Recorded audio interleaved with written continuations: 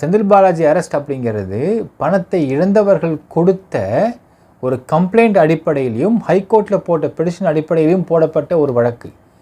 உங்கள் கம்பெனி மீது போடப்பட்டிருக்கிறது அப்படிங்கிறது ஒரு ஃப்ராடு பே கொடுத்த கம்ப்ளைண்டின் படி இது என்னதான் விசாரித்து பார்க்கலாம் அப்படின்னு EOW அவங்க இருக்கக்கூடிய சப் இன்ஸ்பெக்டரு தானாக அந்த கம்ப்ளைண்ட்டை எழுதி இவன் கொடுத்த அப்படியே அந்த டிராஃப்டை இவர் பேரில் மாற்றி எழுதி போடப்பட்ட ஒரு வழக்கு. மைவி3 ஆர்ட்ஸ் மேலே எந்த ஒரு நபர்களோ தனிப்பட்ட முறையில் போய்ட்டு கம்ப்ளைண்ட் கொடுத்து எனக்கு பணம் வரல ஆனால் அவன் மேலே விசாரிங்கன்னு சொல்லிட்டு அந்த மாதிரி கொடுக்கப்பட்டு எடுக்கப்பட்ட வழக்கு இது கிடையாது. மக்கள் தயவுசெய்து புரிஞ்சுக்கோங்க வேறுபாடுகளை. இது ஒரு சப் இன்ஸ்பெக்டரு அவர் சுவோமோட்டோவாக அந்த கம்ப்ளைண்ட் எழுதி எடுத்திருக்கிற மாதிரி அவர் இது போட்டிருக்காரு. ஆனால் உண்மையிலேயே ஒரு ஃப்ராடு பைய கொடுத்த கம்ப்ளைண்ட்டை அப்படி டிராஃப்ட் பண்ணி போட்டிருக்காரு.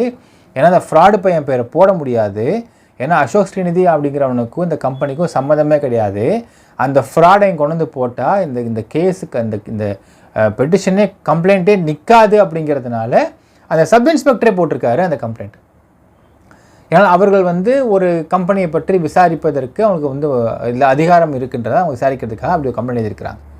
ஸோ இதில் கம்ப்ளைண்ட் அடிப்படையில் இங்கே இருக்கக்கூடிய உறுப்பினர்கள் கம்ப்ளைண்ட் அடிப்படையில் எடுக்கப்பட்ட வழக்கு இது கிடையாது மக்களே.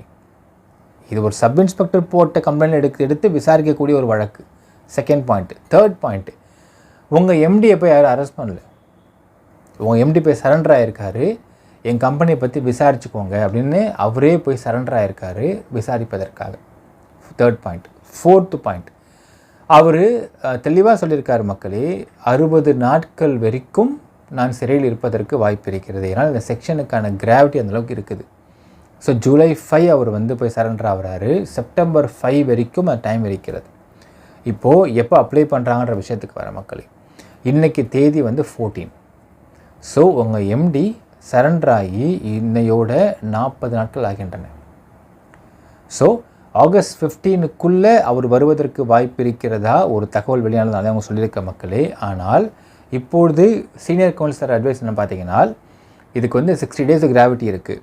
ஸோ கிட்டத்தட்ட 45 டேஸ் கிராவிட்டி முடிஞ்சதற்கு பிறகு பெயில் அப்ளை பண்ணும் பொழுது அந்த ஒரு பெயில் பெட்டிஷனுக்கான வேல்யூ அதிகமாக இருக்கும் சொல்லிட்டு சொல்லப்படுகின்ற ஒரு மிகப்பெரிய அட்வைஸினால் உங்களுக்கு ஆகஸ்ட் 15க்கு மேலே, அதாவது ஆகஸ்ட் 15ன்றது 41 நாள் வருகிறது.